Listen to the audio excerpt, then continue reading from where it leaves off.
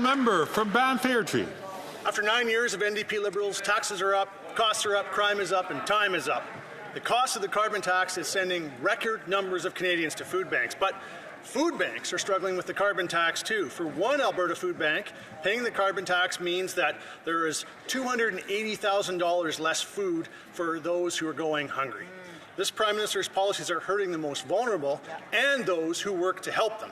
So will the Prime Minister finally call a carbon tax election so Conservatives can fix what he broke?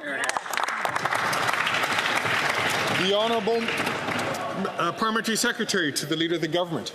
Mr. Speaker, we all know that the Leader of the Conservative Party had a flip-flop when it came to the price on pollution. But where we're really disappointed is that we have a Leader of the Conservative Party who refuses to put Canadians' interest ahead of his own personal interest and the interest of the Conservative Party. It's time that the Conservative leader step up to the plate and get the security clearance that's needed, Mr. Speaker, in dealing with foreign interference. What is he hiding, Mr. Speaker? He needs to be transparent. He has to tell us about his past. There's something there he needs to tell Canadians, Mr. Speaker.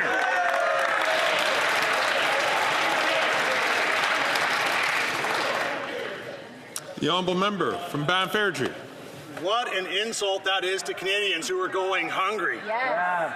And that's not only that, but it's Veterans Week, and there's far too many of the heroes who bravely served Canada who now cannot count on sitting down to their next meal.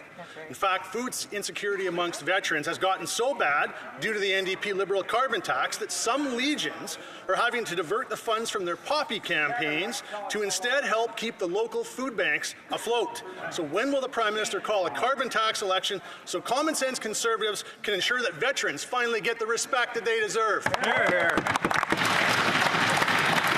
The Honourable Parliamentary Secretary to the Leader of the Government in the House of Commons. Yes, Mr. Speaker, let me tell you what an insult is. When you have the Leader of the Conservative Party continuing to focus his attention on his personal interests and the interests of the Conservative Party, Mr. Speaker. Let's be clear. The Leader of the Conservative Party is hiding something. There's something about his past that he does not want Canadians to know. Mr. Speaker, there is an obligation for the Leader of the Conservative Party to come clean and tell Canadians what it is that he's hiding. Why won't he get that security clearance?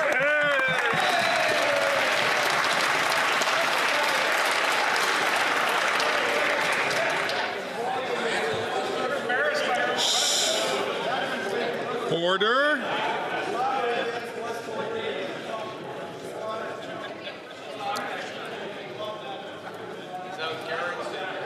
Order. The Honourable Member from Moose Jaw, Lake Centre, Lanigan. Mr. Speaker, costs are up, crime is up, and time is up. Moose Jaw's food bank faced a temporary closure due to rising costs of food and lack of donations this summer. It used to be people facing temporary hardship were the ones that used the food bank. Now, it's people with good jobs being forced to use the food bank because the cost of everything has gone up. Mr. Speaker, when will this Prime Minister call a carbon tax election so people can put something under the tree and on their table this Christmas? The Honourable Parliamentary Secretary to the Minister of Innovation. Well, I'm glad to hear the member opposite use the word security again. You know, what this House should be preoccupied with, and that all Canadians are preoccupied with is the overwhelming question that they can't answer as to why the Conservative leader will not get his security clearance. It's been months and months and months. This House has been preoccupied with foreign interference, and yet the Conservative leader won't step up and do the very basic thing that all other party leaders in this House have done, which is to get a security clearance and protect the country. Yeah.